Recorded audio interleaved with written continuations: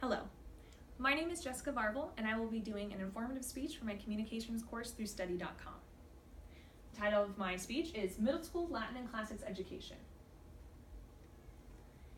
Have you ever seen middle schoolers launch a catapult that they made themselves? Few people can say that they can, but I have. It was at our Cascadia JCL convention this year. So here's a picture of some of my students, mostly high schoolers in the front row, but got some of my middle schoolers in the back. This was a culmination of a full academic year of studying Latin and classics, including a catapult launch, gladiatorial combat, and academic and artistic competition. They had a great time. This is all because I started a Latin and classics elective at our middle school. Before this, we had never allowed our middle schoolers from our school to join with our statewide convention, actually multi-statewide now. I have studied Latin in high school. I have a bachelor's degree in English, and I am currently a Latin teacher at Concordia Christian Academy. I believe that introducing Latin and classics at a middle school level is a fantastic opportunity for growth because the subject material is engaging, it prepares students for high school, and it is applicable in many academic fields and careers. So my first part here is about showing you how creative my students can be. Learning Latin and classics in middle school is engaging. It may sound dusty and dull, but it isn't. These are some of my students with their very first unit in my classics elective. As you can see, they dressed up to give a skit, and they have a very nice poster that they made about the clothing that Romans would wear. So each of my students was broken up into a different group, and they studied Greek and Roman life, which was this group. They studied Greek and Roman mythology, Greek and Roman culture, and history. They had a great time, and I have some more fun pictures at the end that I can show you from that. But my big point is that this is fun material. It's engaging and allows students to be creative in ways that they aren't in other classes. You wouldn't get the same style of creativity in a yearbook or a band class. Those are both valuable, but it's good to have a diversity of options for students to choose from.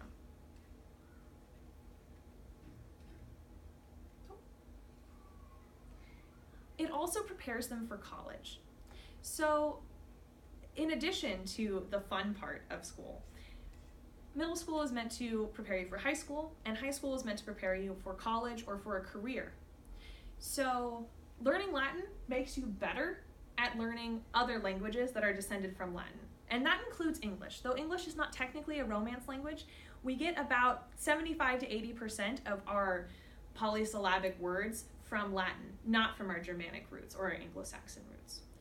This is supported by Dr. Christopher Perrin, who is an author, consultant, and speaker who specializes in classical education.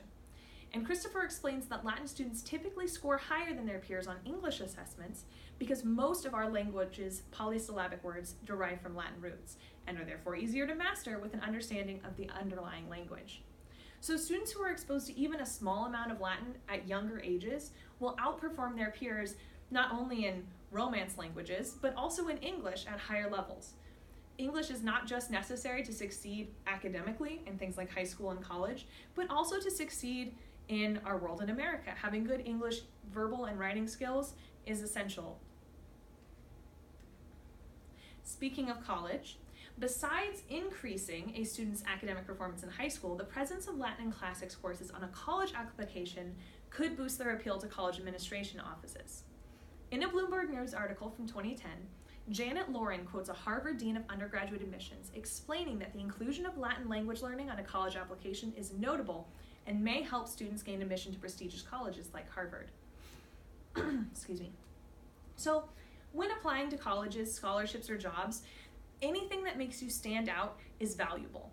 Knowing Latin at this point in our academic history is something that's going to make you stand out. Not many schools offer it anymore. So if you incorporate that as part of your curriculum, it's going to be something that makes you stand out and something that makes your students stand out as they're applying for things later in life. Beyond just preparation for college, it is applicable in different specific careers and job paths. A few of these are science, law, and theology. So Latin is the fundamental language of science, law, government, logic, and theology. Bones, species names, deadly illnesses, and legal terms are all directly Latin. Often you'll see them italicized because they're not English words, they're Latin words. Your humerus, that's a Latin word. Bona fide, that's a Latin phrase. They all come directly from Latin. And so these things are much easier to pick up on throughout your life or throughout a specialized career if you've been exposed to Latin as a younger student. The historical progression from Greco-Roman society to modern civilization shaped the evolution of religion and culture in the West. This is something that most people learn during their high school years. This idea that Western civilization progressed from Athens and Jerusalem, these pillars of Western civilization that built us into what we are today. Now, you can have all sorts of opinions about that, but to know about where we are now, you have to study where we came from. And so this will give students a more holistic understanding of why we are where we are as a country and civilization. I have a couple of fun pictures that I'd like to show you from our JCL convention. This actually, the first one on the left here, is not from the convention, that is from my class. Those are some of my most rambunctious male students who usually it takes a bit of cajoling to get them into class, but they are completely dressed up and ready for this skit on Roman history and literature, actually. Up here on the top, those are a bunch of ancient style swords that a group called Castra Ferrata brought to the JCL convention to share with students. It was by far the most intriguing and well-attended event at the convention. They had a ball. And then my bottom corner on the right, those are a group of my students who showed up to our convention banquet in sheets, but they were togas. They had a lot of fun, and you can see that they were growing together and learning more about what it is that we do with Latin and classics. So I'd like to close by emphasizing how successful the first year of this new class has been. Those students who built the catapult entered their construction in a convention this spring that allowed them to collaborate with and compete against students in our region who also study Latin and classics. So if you're ever tempted to think that Latin is a dead language or that the study of Greece and Rome is irrelevant, picture those goofy toga-clad middle schoolers launching their catapult. The study of Latin and classics at the middle school level engages students, it prepares them for higher education, and it is applicable in many areas of life. In the words of Reggie Foster, Latin's only dead if you don't know it.